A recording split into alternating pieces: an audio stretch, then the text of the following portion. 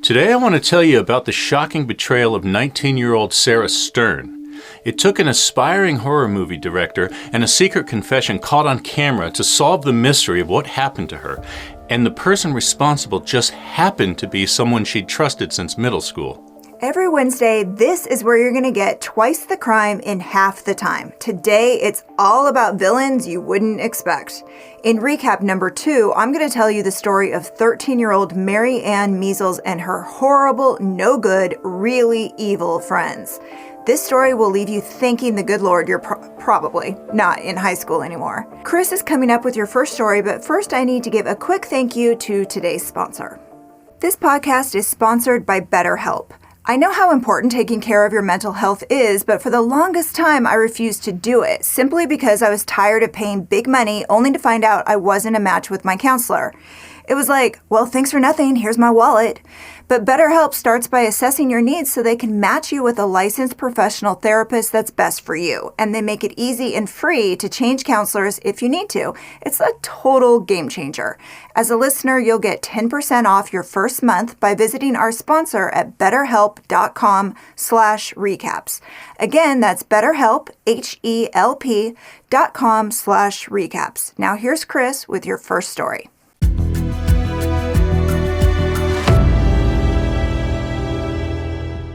In the early morning hours of December 3rd, 2019, an Uber driver noticed an Oldsmobile abandoned on the side of the Shark River Bridge between Belmar and Neptune in New Jersey.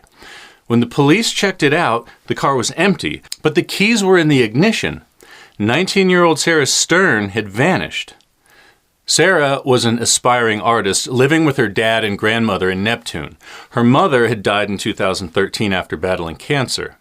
6 months before she disappeared, Sarah and a guy she'd known since middle school, a boy she thought was her friend by the name of Liam McAtasney, were going through her mom's things when they stumbled across a shoebox stuffed with cash. At first glance, she thought there might be as much as $100,000 in old 20s, 50s, and $100 bills. But as she dug through the box, she found a hidden note from her mother. It seems that her mother wanted her to have the cash, saying the money was her inheritance. Why it was hidden is unclear. But when she told her aunt about it, she warned her not to tell anyone, not even her father. Unfortunately for Sarah, it was too late. Liam was with her when she found it, and in his words, that was the type of money somebody would do anything for. And by somebody, he meant him and his roommate Preston Taylor, Sarah's date to her junior prom. The idea came to them as they were discussing what they might do with that kind of money. According to Preston, the conversation evolved into, well, what if we did have that type of money? Specifically, Sarah's money. That was when the idea to rob her came about. For the next 6 months, Liam and Preston plotted how they could get their hands on her inheritance. They considered getting her drunk and stealing her money, but they worried about getting caught, so they decided Liam would strangle her and take the cash. Then there was the question of what to do with her body. They talked about burying her at a campsite Liam's dad owned, or just leaving her at the house and hoping the police wouldn't figure out who did it. But ultimately, they landed on what they thought was a foolproof plan. The best way to cover it up would be to make it look like a suicide. On December 2nd, 2016, Liam texted Preston to tell him he was at the bank, which is what they called Sarah's house, and that he was going to take her out that day. And instead of telling you what happened from there, I want you to hear Liam say it himself in this secret recording taken by a friend of his named Anthony Curry. But before you listen, you need a little more background so it all makes sense. Liam and Anthony got close in high school. He told ABC's 2020 that the two of them bonded over music, movies, and the TV show The Sopranos. In his words, he practically lived at Liam's house and they hung out together a lot. On Thanksgiving 2016, about a week before it happened, Liam pitched a movie idea to Anthony, who was an aspiring horror movie director. In this pitch, he told a story about two friends who find a stash of money together. Then, one friend strangles the other friend and throws her body off the bridge to make it look like a suicide. At the time, Anthony had no idea this pitch was actually a true story. until he heard about Sarah's disappearance, and Liam started Snapchatting him strange messages telling him he needed to tell him something urgently and asking if the cops had asked about him. 2 months later, in January 2017, Anthony went to the police. He was willing to do whatever it took to bring closure to Sarah's family. He worked with detectives to bug his car, hoping he would have a conversation with Liam that might lead to his arrest. Their only advice? Act sort of like Donnie Brasco and ask him questions. Oh, and because Liam clearly did some deep research into things Hollywood says he should do to get away with it, he patted Anthony down to check for a wire before he literally gave him every single incriminating detail, including the motive and the plan before and after. Take a listen. This is the confession video the jury heard at trial. It was published by the Asbury Park Press, and I warn you, it's about 10 minutes of the most matter-of-fact, graphic, and disturbing conversations you'll ever hear. The worst part of it is I thought I was walking out 50 grand, 100 grand in my pocket. She had one safe, and she took money out, and she only had 10 grand. And this money, I don't know if it was burnt or something, it's fucking old money, terrible quality. I don't even know if I can put any of it in the fucking bank. Right, because it'll probably look sketchy, right? It looks sketchy, and it'll look like it's Sarah's money, especially if it's a federal investigation. Right. If they're looking for the guy who has the fucking old money. Right, because it's probably like the old dollar bills and shit. It's not like the new shit, because the $100 bills have changed now. Exactly. No, it's from the 80s, dude. It's old. And then... What, she found it in her house or something? Huh? She found it in her house? Yeah. Spent a lot of money. And I didn't even get a quarter of it. So you only got like, what, 7 grand, you said? Somewhere around there. And you spent it all? No, I didn't even try to do anything with it because it's in such bad shape. Yeah, you can't even use it. Like, I need to play low and then maybe, like, tape some shit up and see if I can put it in the bank. So what, did you have it hidden? Yeah. Where'd you hide it? Sandy Hook. First it was in my house for a long time, but then I stopped trusting Preston. Yeah, what's the deal with Preston? Was he... No, he's cool. Did he end up, like, helping you with it or not? Oh yeah. Sarah's whole deal was my thing. But I had planned Sarah's situation for me to be interrogated by cops. Like, that was whole part of my plan, to make me look not guilty. Like, What did you have thrown out the fridge? you didn't hear about it? It was all over the news. No, but I didn't know if you, like, you went through it. Yeah. And the worst part is, we threw her off the bridge, and the body never showed up. It's probably frozen. It's probably all the way out in the ocean. And it's fucking frozen, so she's not coming up anytime soon. Her body's probably at the bottom of the fucking ocean, or she got eaten by a shark or some fucking shit. Yeah. Bro, this is like a fucking movie, bro. Yeah. And, dude. Alright, so, I'm hanging out with her. She has, we went to the bank, she took some money out, not all of her money. We're counting it out, and then she goes to walk out the front door. I choke her out, drag her. My biggest problem was the dog, and her dog laid there and watched as I killed her. Didn't do anything. Her fucking dog. What kind of dog? Yeah, what kind of dog is that? It's like some... Was it a big dog? It looks like a beagle, but it's like the size of a Great Dane. Jeez. Nobody was there? No, nobody was there. Even her dad wasn't there. He was in Florida. Yeah, you said that he was Yeah. So, I have to leave. I fucking dropped my phone at Sarah's house. My phone was at Sarah's house. Like... Wait, you left your phone? Yeah, I lost it. I couldn't find it. I had to go to work. I had timed everything out so that... Why did you take your phone? You should have left it in your fucking pocket. Dude. What were you doing? Strangling someone? I couldn't find it, dude. It ended up being out in the driveway. Oh, it must have dropped out of your It pocket. must have dropped when I was crawling to get in the car. But I took her out, dragged her into the back, put her in the bathroom, And then I had to go straight to work. So Preston came over, took the body, put it in the bushes. And then I was at work. I had a full, night of work, except I left work a couple times, which looks sketchy. I look for my phone, though, which is a reasonable, thing to do. It's kind of, me losing my phone was kind of a good thing, because the cops are like, oh, he's hanging out out there, he lost his phone, he's going back and forth between his house looking for it. And then I get off work that night, go straight over, Preston and I go over to her house, take her safe, bring that over to my house before we do anything. Then we take her body out of the bushes and drag it over to her back fence, and I crawl, get into her car, and I back up. There's a security camera across the street, so I had to act like her. I watched her every time she backed out. She does the same thing. So I backed out exactly like she did and drove off. Put her in the trunk? Nah, put her in the passenger seat of her own car.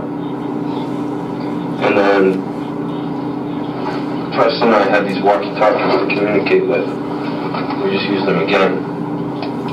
So I was driving, and I had her buckled in the passenger seat. So she looks like she's just sleeping. She's just sitting up. And my plan was, for me, I underestimated my own strength and how much a dead body would weigh. Because... It's limp weight? Yeah. I got up on top of the bridge to throw her off. My plan was I was going to throw her off, run over, jump over the divider, and get into Preston's car. And I go up, open the door, unhook her, pull her out, start dragging her to throw her over, and then cars start coming up. I see headlights coming. I try to get her over, and I can't fuck my leg up. The weight from her body made me fall, and my leg went up. So now I'm limping, my leg's fucked up, and there's 3 cars coming up. So I grab her body. Dude, I had superhuman strength, and I threw it in the car, and I fucking picked it up, and her feet were up here, and her head was down there, and 3 cars go by, and I'm fucking losing my shit, because that easily could have been a cop. And then... the police station is right there. Yeah. And then Preston comes over the bridge, goes around, makes a U-turn, comes up behind me. The 2 of us throw the body over, and then we're out. Oh, so you needed help? I needed help, yeah. Damn. But she's not even that big of a girl, right? No. I'd say 160 pounds, max. So you just counted out and then fucking went behind her, just whatever, looking? Mm-hmm. She screaming and shit? Or you had her so tight that it was I pretty much hung her, I picked her up and had her just dangling off the ground, and she just pissed herself and you lose control of said my name, and then that was it. And it took me a half an hour to kill her. I thought I was going to be able to choke her out and have her out in a couple minutes. I choked her out, and then she was just laying there having a seizure or something. So then I got a shirt, and I just shoved it down her throat so she wouldn't throw up or anything, and held my finger over her nose, and set a timer. That's the only time I had my phone, and it took me a half an hour after I hit start on the timer. This is the thing about, heists. There's so much shit that you can't account for. You don't know. Yeah, you don't know until it happens. The next month was just me getting interrogated by cops over and over and over again. Why? Because you were the last one to be with her? Yeah. And they knew through the phone, I guess? Through the phone calls? They knew because it was just it was part of my plan for them to know that we were hanging out. Right. Because I needed to make it seem like we were better friends than we actually were, so that they wouldn't question my behavior with her. What about your brother and shit? Did he question it? Josh did. Josh is the only one that I've seen him question, but he wouldn't do anything. So you told him? No. You are the only person on this planet that knows besides Preston. And Preston doesn't know that you know. And I think we should probably get back to our house, because Preston doesn't like this idea. He doesn't like that you didn't just come to the house. And if he knows that you know, I don't want him, you know, I want there to be a chance. I'm not no fucking rat, bro. Yeah. I'm in Brooklyn, the cops haven't questioned me. I know you're not a rat, but we gotta play it safe. No, yeah, I understand. It could be anyone, and I don't want Preston to think that he has to kill you and take you out because you are the only person that knows.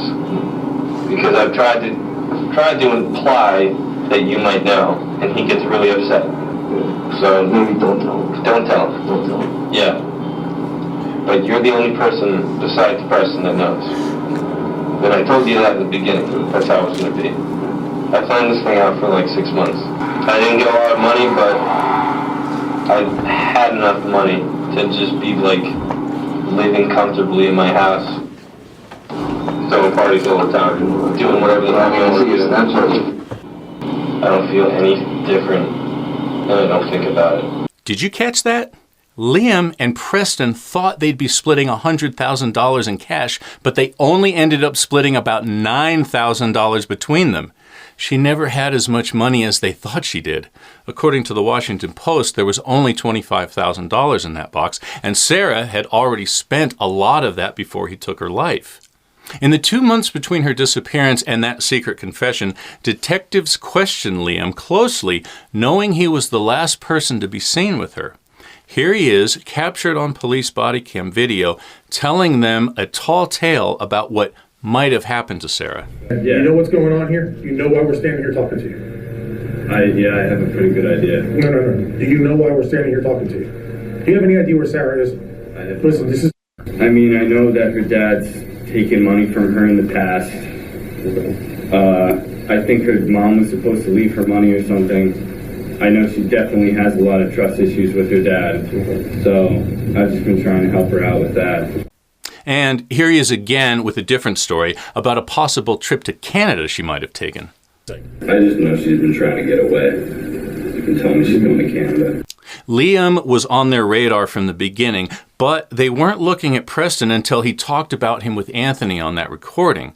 So they pulled him in for a questioning, and in the words of one detective, Preston confessed faster than anyone he'd ever questioned before. He took detectives to Sarah's house and walked them through what he saw when he came over to move her body. Take a listen. When I entered...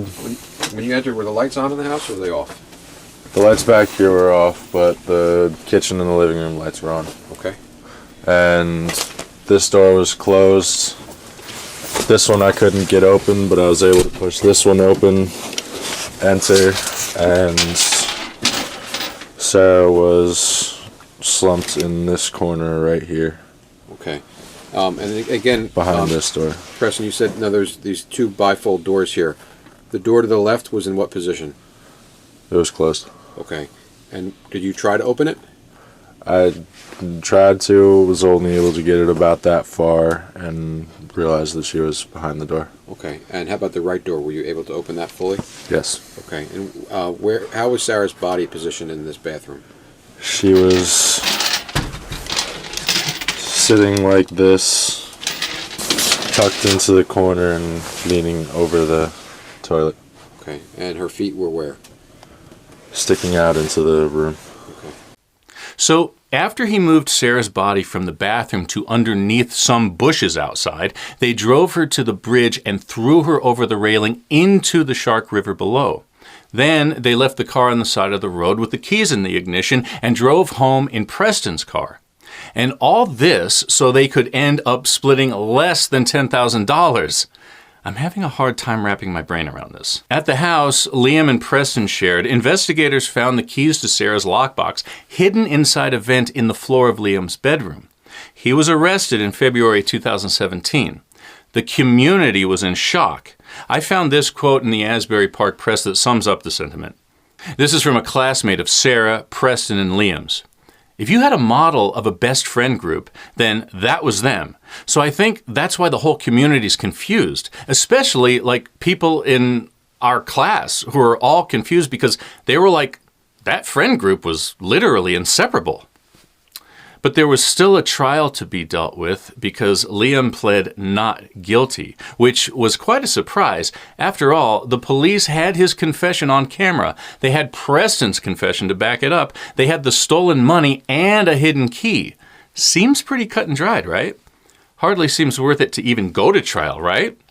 Not so fast. The defense's big move was to claim that Liam's confession was actually an audition for his friend Anthony, the horror movie director. An audition. Preston, on the other hand, took a plea deal to be a witness for the prosecution and avoid tougher charges. In February 2019, Liam and Preston were found guilty, and a few months later, Liam was sentenced to life in prison. Preston got 18 years. Sarah's body has never been found. And that's your recap. Thank you so much for listening. And as a quick reminder, you can always listen and subscribe on Apple Podcasts, Spotify, or wherever you get your podcasts. But don't go anywhere because Amy's coming up with recap number 2 right after this. I want to thank BetterHelp for sponsoring this podcast. So I've got a confession. Maybe you can relate. As much as I love my wife and friends, sometimes I just need to talk to someone neutral, you know? BetterHelp offers licensed professional counselors that are there to listen. They ask insightful questions that help me work through stressful situations or those times when I'm feeling a lot of anxiety. And it's actually affordable. The expensive counseling was a big reason why I've avoided it in the past, because who needs another thing to stress about, right? But with BetterHelp, I can relax and focus on taking care of myself. And you can't beat the convenience. There's no way I'm going to go into an office and sit in an uncomfortable waiting room just to talk to a counselor. BetterHelp brings licensed professional counselors to you wherever you happen to be because it's all online. And of course, anything you have to say is confidential. Join over 1 million people who have taken charge of their mental health. As a listener, you'll get 10% off your first month by visiting our sponsor at betterhelp.com/recaps. Again, that's BetterHelp, HELP.com/recaps. On July 15th, 1998, a decomposed body wrapped in a blanket and chains was found in Lake Lilinona in Bridgewater, Connecticut. Dental records gave her a name, 13-year-old Maryann Measles. She'd been taken from the parking lot of the Big Y supermarket in New Milford 10 months earlier, on October 19th, 1997, while she was waiting in the car for her mother to pick something up from the store. And just 10 days before that, her mother had filed a complaint against a 19-year-old man named Alan Walter Jr., or AJ as he was called. Maryann had told her mother that AJ and another friend of his, a 21-year-old named Keith Foster, had pressured her into having sex with them. But Maryann refused to give police a statement about what happened, so neither AJ or Keith were arrested. But according to the News-Times, a few days before Maryann disappeared, her mom confronted AJ and told him he was going to spend the rest of his life in jail for what he had done to her daughter. Strangely, when Maryann went missing from the Big Y parking lot, no one seemed to make the connection to something else that had happened that day. Earlier that afternoon, Maryann called her mother for a ride from the New Milford Town Green. And while she was on the phone, 3 of her so-called friends were yelling and threatening to hurt her. Her mom picked her up, and on the way home, they stopped at the grocery store, where Maryann vanished. But what they didn't know was that they were being followed. And when she popped into the store, 3 of Maryann's friends dragged her out of the car, shoved her into a minivan, and drove away with her. And no one saw a thing. This seems like a good time to give you their names so I can stop calling them her friends. According to arrest affidavits obtained by the Hartford Courant, the guy driving the minivan was Ronald Reichcock. The girl who actually owned the van was Maggie Mae Bennett. The guy who acted as lookout while they snatched her was Dean DuPont, better known as Dino. And June Seeger and AJ, you already met him, helped drag Maryann out of her car. Waiting inside the van was one more guy, Jeffrey Allen Boyett Jr. 2 more people, Dorothy Hallis and Keith Foster, met up with them at the scene. All of them were in their late teens and early 20s. And together, these 5 men and 3 women were a perfect storm of evil. So what on earth were they doing hanging out with a 13-year-old girl in the first place? Right? Excellent question. According to Maggie, Maryann had been going through a rebellious phase. She'd been hanging out with their group, getting high, for about a month or 2 before the scene in the parking lot. So how the 7th grader even knew these older people is unclear. With a population of less than 30,000 people, New Milford was, and still is, I suppose, considered to be a safe, quiet place to live and raise a family. In fact, it's so picturesque that it served as the backdrop for the idyllic New England town that Adam Sandler's character was from in the movie Mr. Deeds, according to the Intelligencer.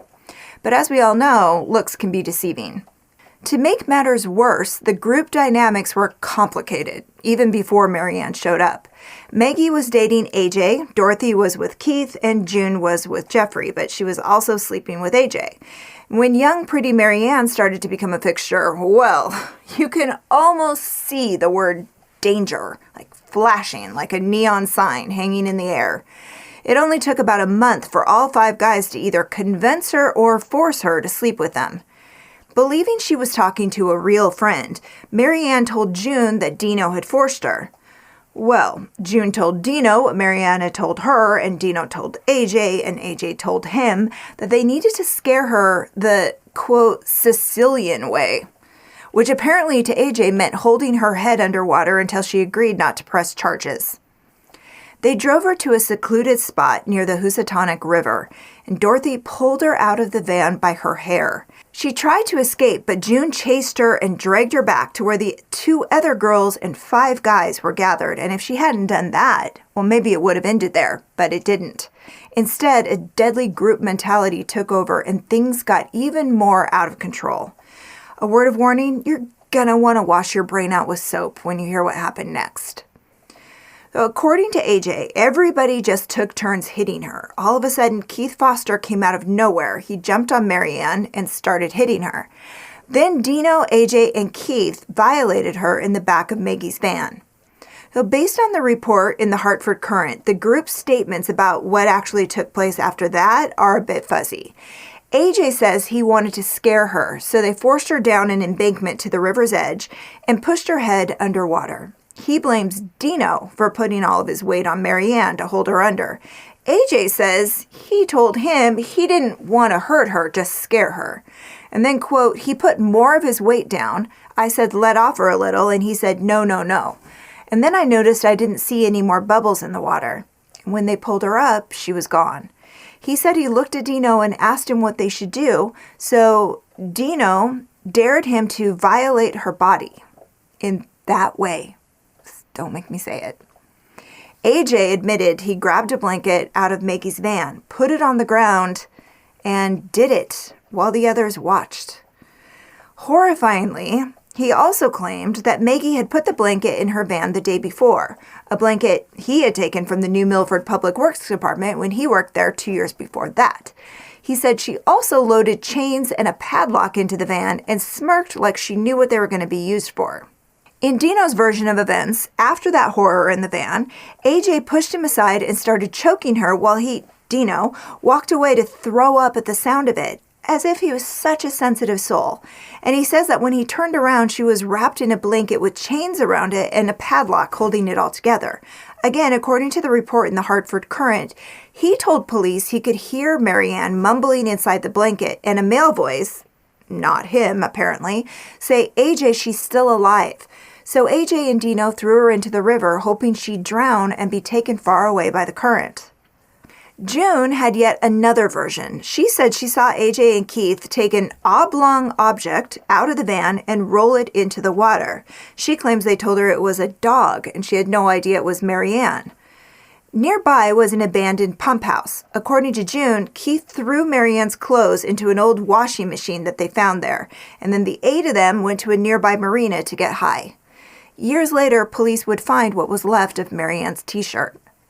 For the next 5 years, no one knew what happened to her. No one, except the 8 of them, of course, and they couldn't seem to leave her family alone. especially Maggie.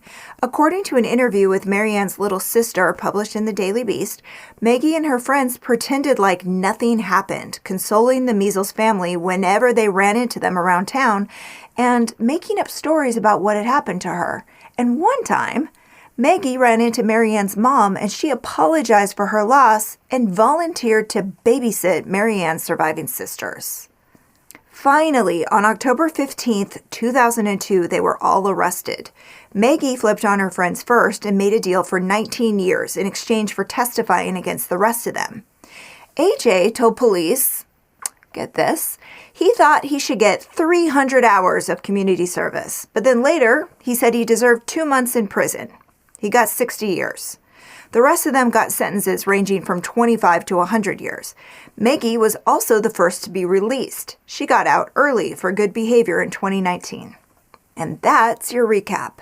Thank you so much for spending some time with us today. If you like getting twice the crime in half the time, please subscribe and let us know what you think in the comments. Until next time, take care.